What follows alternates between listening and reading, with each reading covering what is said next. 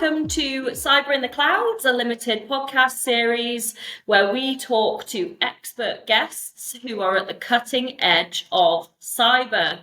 Happy New Year, we're back. I'm your host, Chloe, and today we are discussing the Uprise of Upwind security with expert guest, Tomer Hadassi. Hi Tomer, how are you?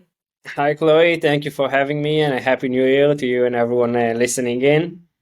Awesome. I've been really excited for this one ever since a couple of months ago when we first sort of started talking about this and actually met in person at Black Cat too. So super excited to get stuck in. For those who don't know who you are, please could you just introduce yourself and your role with Upwind to our audience?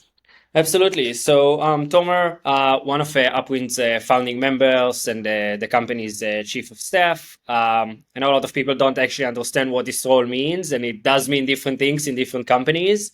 Here at Upwind, I essentially report directly to Amiram, our founder and CEO, and I live at the intersection of product, engineering, and customers, essentially making sure that all of these functions work well together. That we go to market with what our customers want us to go to market with, that our engineering teams are tuned to their needs, and that our product is planned according to that. So I kind of make sure that all of this mush kind of works well together.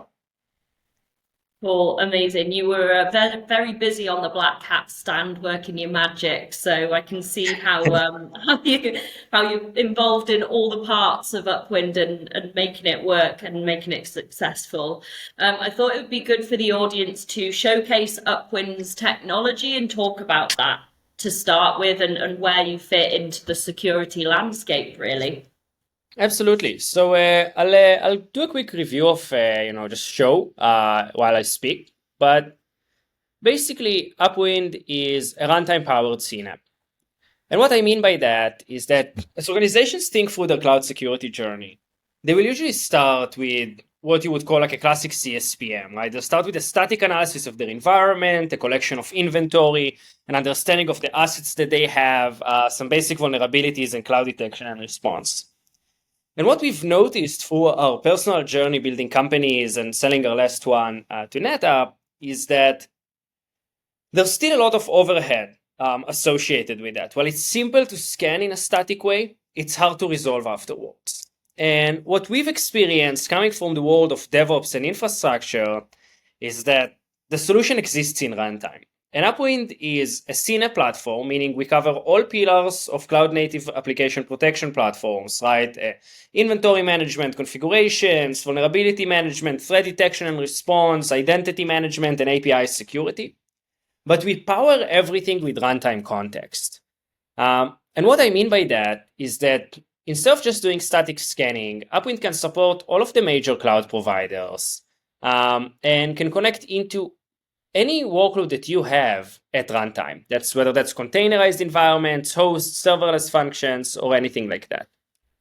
Once you do that, we can essentially generate a live topology view of everything happening within your environment. You can think about Upwind being sort of that live video camera to your environment, while the static scanning is sort of like you put a CCTV around your house and all it does is take a picture of your living room once a day. And it's like, oh, the next day, oh, the living room is all flipped over. Someone breached your home, right? You don't actually want a security system that does that. You want something that tells you, hey, someone's approaching the door, right? Someone's going through the window. Someone's looking around. Someone managed to get in. What are they doing once they're inside, right? Are they going in from room to room? Are they finding my jewelry box or my marquee assets, right? Or are they simply browsing and can't actually get into anything meaningful because all of the other doors are locked, even though the front door was open? So Upwind will generate this live topology view of everything running inside the environment, from the internet exposure and traffic to vulnerabilities to sensitive data analysis, scanning everything you have, baselining your workloads and what do they normally run. So also understanding what normal behavior is, right? You don't want me to alert you if the neighbor is walking by your house, right? That makes sense. They live right next door. So then we're able to detect these anomalies and we're able to build this very information-rich topology map and attack graph of the environment based not on just what workloads can do, but what they actually do. And what this actually results in is that teams simply have to spend way less time resolving issues and figuring out the root cause, right? We found out that historically it feels like the more security systems and the more data you had, the more issues you had to deal with, right? They were like, oh, now I know all these things, now I have to fix them. But what we found is that when you correlate these things in an effective way, you actually have less noise because you understand risk a lot better, right? That same critical vulnerability that exists in two assets. And in one case, the asset is actually loading the vulnerability into memory and is exposed to the internet and meets the network port that this gets exploited in. And you know how to fix it. And it's critical. You're probably going to want to fix that one first. And then you add things like sensitive data and high privileges and etc. Right? Not all criticals are created equal. And essentially the goal of the Upwind platform, like we see here in this CVE funnel, is how do we go from thousands of alerts to, maybe this is a demo environment, so we go down from 2550 to 2. But normally we see this will filter out anywhere from 95 to 98% of the alerts customers get. And that really results in time back to the R&D teams, in less overhead to developers, to DevOps teams, to AppSec teams, and etc. And even when we do have a finding, we connect it not just to what do you need to do about it and how do you fix it and what different fix options do you have, but also who introduced this thing into the environment, and then how do they go about fixing that?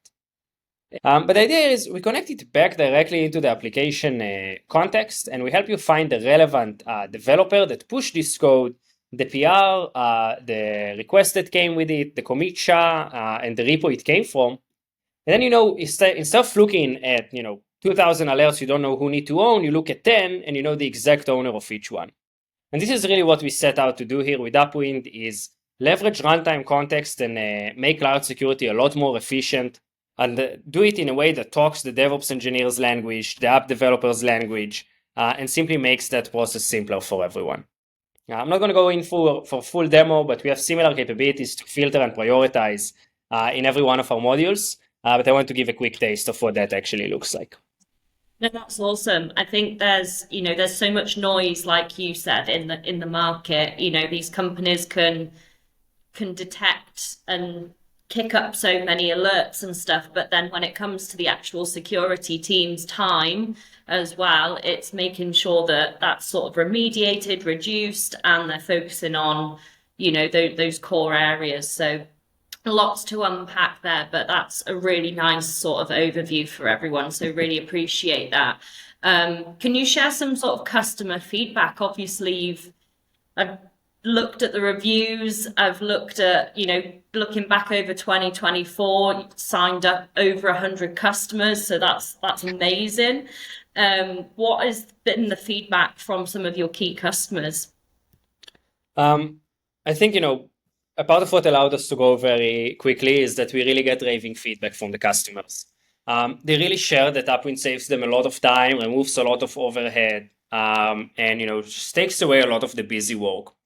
If I can share an example, we had a customer that was trying to deal with there's a common posture framework that says do not talk to metadata service version 1 in AWS. It's this old metadata service, servers authenticate against, they get tokens from. It's really easy to exploit. Somewhere in, I think, 2019, Amazon introduced V2, which properly authenticates and is a really more reliable service. So, the best practice is to use V2. One of the customers we onboarded this year had a classic CSPM, and they looked at their deployments and containers, and they actually found they had over 2,000 assets that are misconfigured and can use V1. And then they scoped it out and they were like, oh my God, there's over 1,000 developers involved in this. And now I have to go and explain to every one of them why does this matter and why they have to move to V2, and they don't even know that they're using this thing. It's a metadata process inside AWS. And, it's all this overhead just to fix the one control out of like hundreds that I'm trying to fix. And they scoped it out as a 6-month project. Then once they onboarded Upwind, we were able to combine runtime data, back into the static configuration scanning, right? And we were able to say, hey, you have 2,000 assets that are allowed to do that. But over the last 60 days of inspecting every network packet you sent, only 40 of them actually did that, right? So for 1,960 of the 2,000, you can go and switch that configuration today. We have all the evidence to prove that production's not going to be affected, your developers are not even going to know about it, and no one's really going to care. And you don't have to explain to them why they have to do something they end up finding out that they've already done, right? So they're also going to be angry at the end, and you're going to lose a lot of trust. We gave them that list of 40 services. We told them exactly which developers are touching every single service. They were able to open tickets the same day, and the developers were like, oh, you only have this one ask for me, and you have all the evidence and all the info? Sure, I'll press the button. And they took a 6-month project down to 4 days that way. Right? And that's time back to their team, right? Like that's a lot of other things they can do instead. We had another customer that took our vulnerability funnel, and he was using one of the leading CSPMs in the market. And he said, hey, they took me down from 6,000 vulnerabilities to 200 that are important. That saved most of my time. And we were able to prove to them that out of those 200, they actually only care about 25. And to those 25, by using the CI/CD context, we were able to tell them the exact owners. And they pretty much quantified that as getting back the equivalent. Their DevOps team told that to us, actually, not security. The equivalent of 5 full-time engineers on about 150 or 200 developers that they have, just by not having everyone look through those vulnerabilities that don't matter. So I think the feedback has been really strong. We've had a lot of stories with like catching live attacks for customers and crypto miners and encryption softwares and red teams testing us and seeing how we pair up to other pen testers and other threat detection tools. So just getting that feedback is actually the most meaningful thing to us. I think we got some really good customer feedback like the day we were about to announce the raise, when we kind of internally joked that we were like, hey, getting that raving customer feedback was way more fun than raising that $100 million. Because that's what really matters. That the money is sort of like a lagging indicator to building a successful products that customers love. 100%. No, that makes total sense. I think that leads us on nicely to, talking about why you're all on this mission, really. How Upwind began and the key traits of the founding team. Maybe you can just sort of enlighten us from where you've all come from, the origins of it, and the story and motto behind Upwind, really. Yeah, absolutely. So as I've kind of alluded to earlier, Upwind is actually the second company we're building. We previously built a company that was called initially Spotins, then Spot.io, and eventually Spot by NetApp after NetApp acquired us. Spot was quite a Cinderella story. We were much younger as founders, and no one knew who we were. And everyone told us back in 2015, like, who needs a cloud optimization software? The cloud is optimized. That's why it's here. Little did they know it's very much not. And FinOps kind of came to be about 5-6 years later only as a concept everyone knows. And eventually, we kept to our North Star at Spot, which was being obsessed about customers and delivering value to them. And customers started voting with their feet, right? They started coming and they started paying, and then investors couldn't ignore us, and we were able to raise money and grow that company. And Spot was all about automating cloud infrastructure for cost optimization. We, after 5 years of an amazing journey building a company, we ended up selling it to NetApp during COVID, and got to keep building Spot inside NetApp. It's still a very successful business in there. Spot kind of led the public cloud business unit inside NetApp, where we kept doing additional M&A and going to market with this like big monstrosity of a storage company selling optimized cloud compute. So it was a super fascinating journey. One of the things that happened throughout it is that we understood we each to build.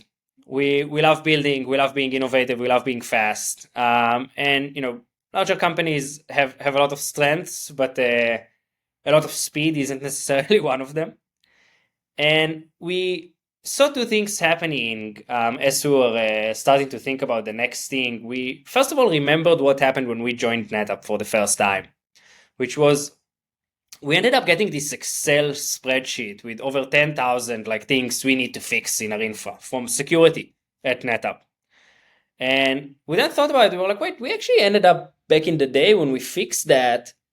We kept doing the same operations again and again and again, right? We took it through DevOps and app teams, and we looked, are things in use? Are they exposed? Is this a sensitive part of the system? Right? We added context all the time because NetApp security didn't actually know our services. So just kept adding context. And then we also noticed kind of the rise of eBPF as a technology.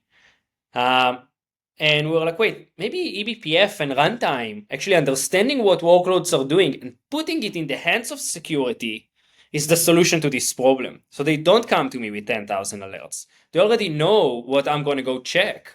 And they come to me with 50 or 70 or 100.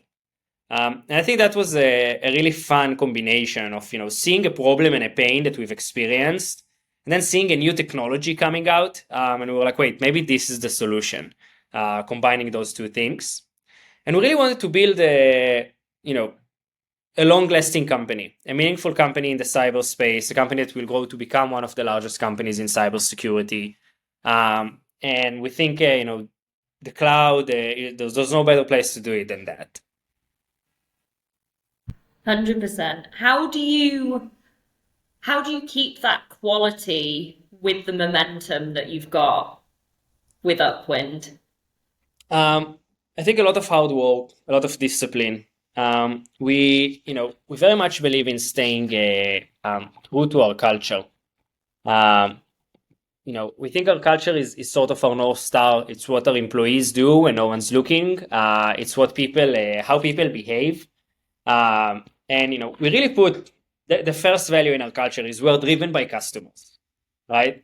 So we want to make sure that everything we do, every interaction, every action we do, right down to the HR people and office managers and finance people, it's not that our salespeople are driven by customers, right?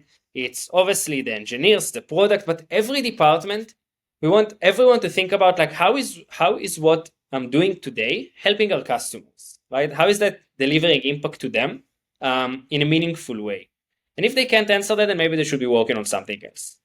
So I think that, has been maybe our North Star from the day we founded Upwind and even from our spot days, that if customers are happy, they love your product, they love your service, they love the support you give them, the attention you give them, then they stay and you can build a company around that. But if that's not true, you can do a lot of magic and hand waving. Maybe you can build a company. Maybe you can have a very sticky business that is a monopoly and you own all energy in your country. I don't know.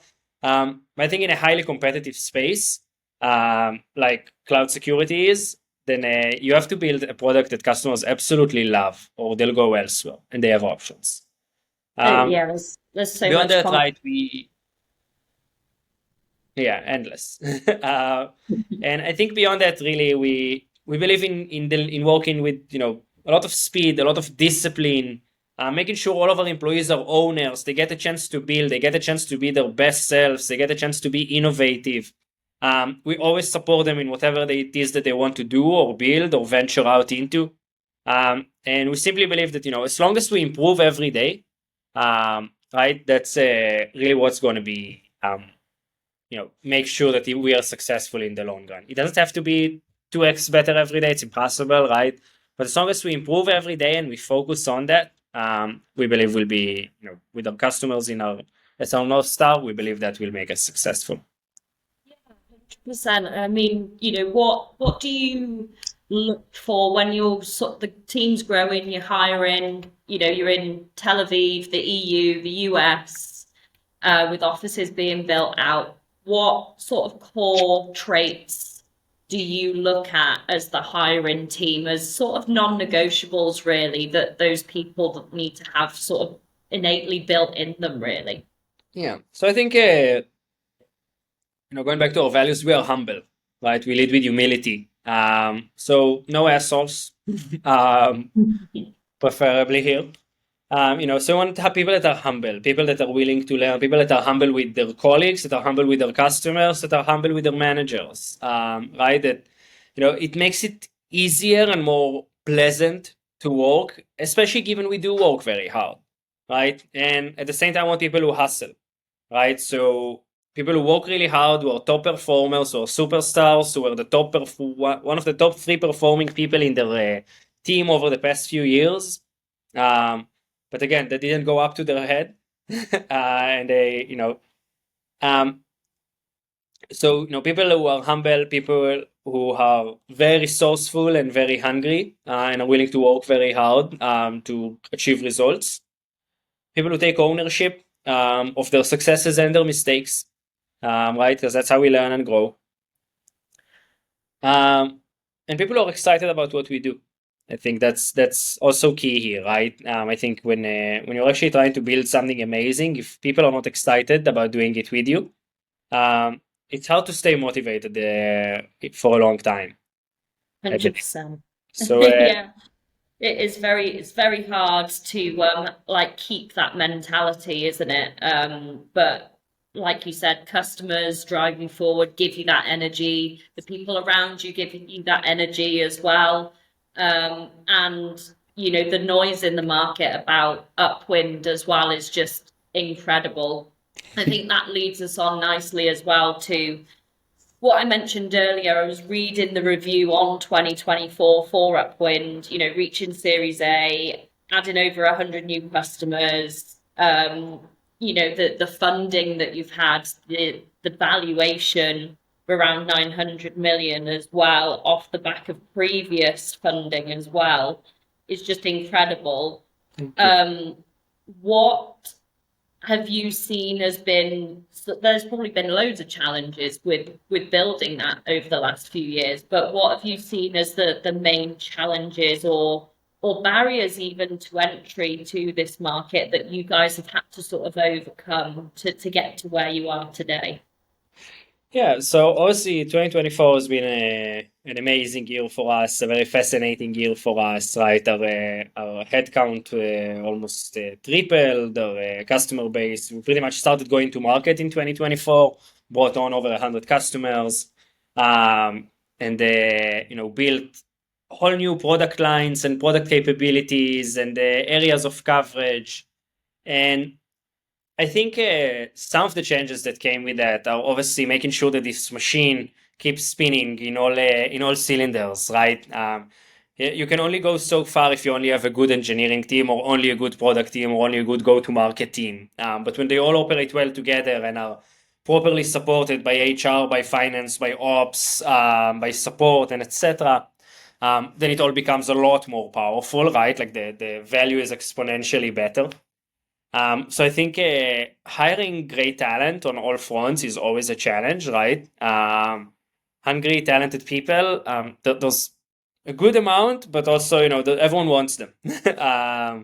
So I think that's always challenging. I think this market that we're in comes with a price or like a tax, so to speak, right? Because it's competitive, because there are a lot of alternatives. Customers come with a lot of expectations to us, right? They can't have a product that sort of works. They can't have one capability when they're looking for a platform.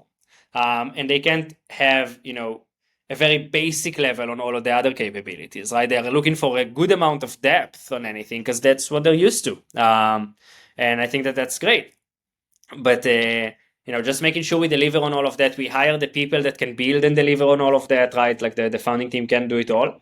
Then I think has been, is always a challenge. Right now, I don't think anyone will ever tell you it's easy to hire a lot of great engineers. And I think maybe one of the other challenges that are maybe a little more unique to us is we've taken a decision to build a distributed team. Right, well, we have a core engineering group here in Tel Aviv. We do actually have full offices in Belfast, in Northern Ireland, and in Reykjavik, in Iceland. And we have, staff level, principal level engineers in those offices. It's not like junior people, right? It's our backend, it's our low level teams, right? And we have people in California, we have people in Tel Aviv, we have people in Eastern Europe. So making sure you going back to what I've mentioned earlier, that culture is so important for us.